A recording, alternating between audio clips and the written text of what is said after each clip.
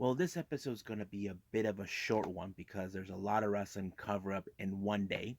So I'm going to do this for all of you to keep it short, and I'll try to keep the next one shorter. So basically, we're right now on this one. We're going to talk about the latest ChocoPro event, which is 171 in the aftermath after Shon Shido was named the Super Asia Interim Champion.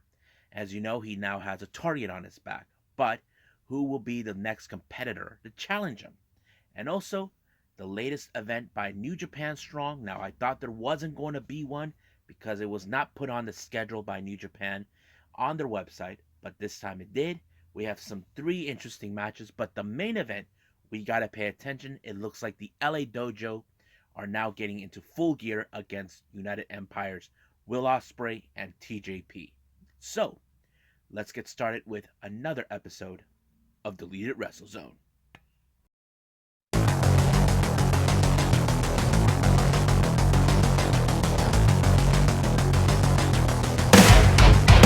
Are you ready? Get up, get up!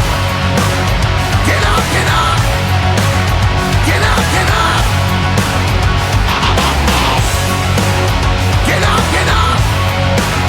Get up, get up! Get up, get up!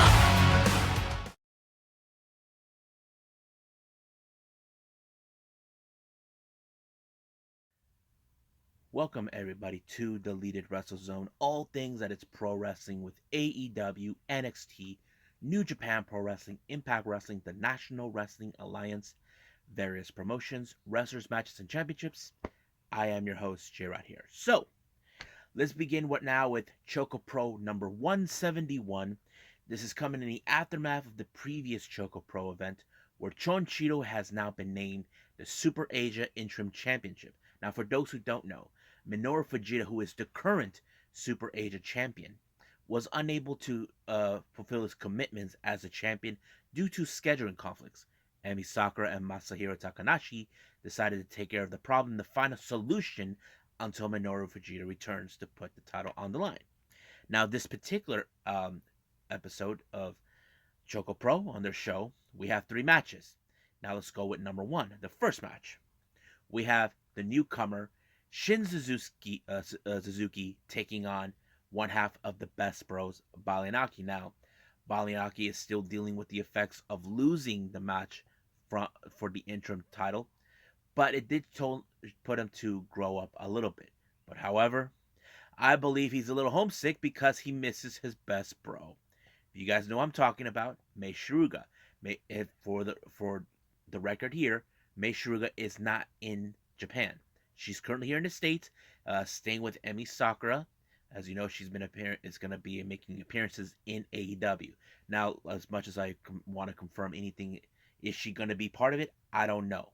That is still a open question, but that's another conversation for another discussion at another time. But this match was good. I have to say it showed a lot of character in these two guys. Like I said, Balinaki is still dealing with the effects of losing the match, but Shinhei is the new kid on the block. But I have to say they pull off every stop here. However, I don't know how Mei Shiruga feels. It turned out that he pulled out the apple, the basketball that has an apple on it. So he started using that on Suzuki. And of course, the ref tried to tell him to stop, but I don't know. Mei Shiruga did not like that whatsoever, if you guys saw that on Twitter. But it was pretty good. But however, the match ended in a 15-minute time limit draw, so there was no winner. I have to say this match was pretty good. For a guy like Shin Suzuki, who is the new guy, and Balinaki, who is, trying to make himself stand out more outside of the Best Bros, I have to say this is one of the best matches I've seen both of them in. And I would love to see another rematch in this match to make the draw go away. Now, this next match is a pair of tag teams. Now, this is not the first time that Yuna Mizumori and Masahiro Takanashi have teamed up. However, this next team, it's kind of rare that they team up, but it felt good for her. I'm talking about Too Much Energy. Shiko Ishikawa teaming up with the current Super Asia Interim Champion, Chonchito. So it was very unusual, but it felt good because if Chiko Ishikawa win the match, she could one day have in line for a title shot against Chonchito, because if you guys remember, recently she and her tag team partner Hagane Shinoi has been trying to pursue for the Asian Dream tag team titles, at least on multiple occasions, but no avail. But this time it showed a lot of character. Not even know, like, there were some great moments where Sean always had she's back, despite the fact that I know, um, as you guys know, Chon is one half of the tag team with Saruyi, Super Ninjas. It was pretty good. However, it was Yuna Mizumori who pinned Chi in the match. But however, she is declaring that she wants to be the challenger for the title.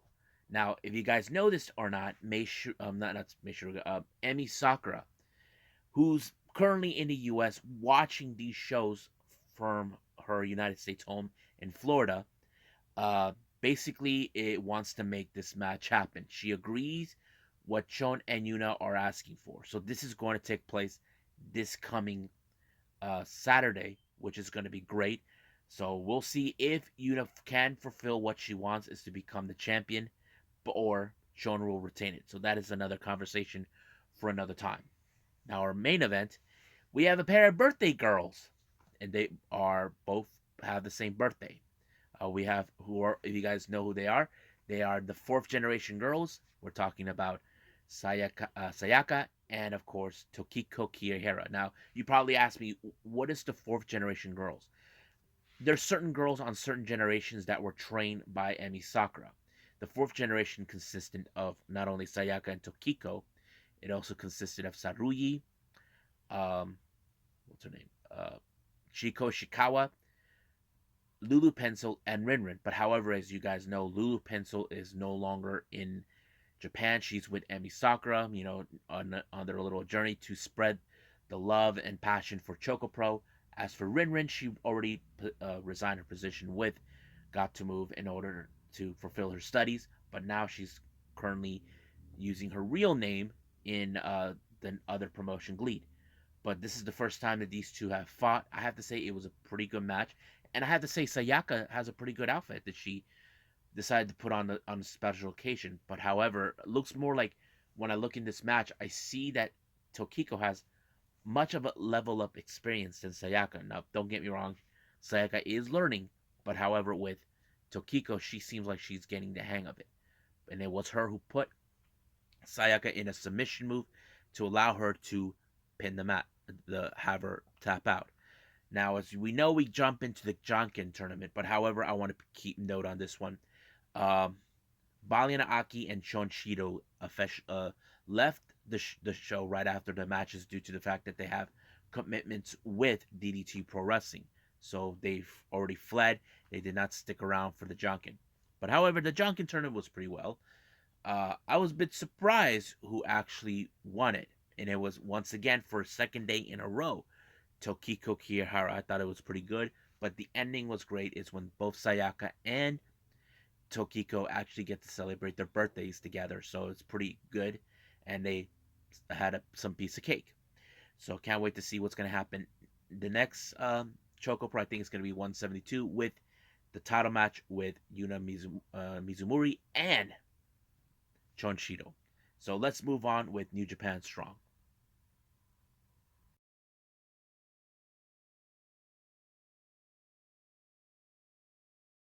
Okay, so we got New Japan Strong with Showdown that took place in Philadelphia.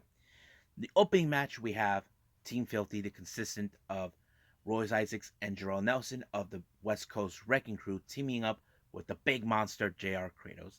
They're facing off against two young lions. We're talking about Yuya Umura and Alex Coughlin, who has been a tough SOB recently, and their tag team partner is none other than one half of Finjuice, David Finley. Now, this match was mostly, I feel, they were focusing on the upcoming fight they could set up between both Alex Coughlin and JR Kratos. Now, if you guys know what I'm talking about, Alex Coughlin has been putting himself in open challenges against anybody that are willing to step up against him. Now, you can say, is he being foolish? Maybe, but he does have a lot of guts to handle it. But this time, he has to go toe to toe against this big monster. But I think the best moment in Coughlin's career, ever since he stepped foot in the ring, was lifting him and power slamming JR Kratos.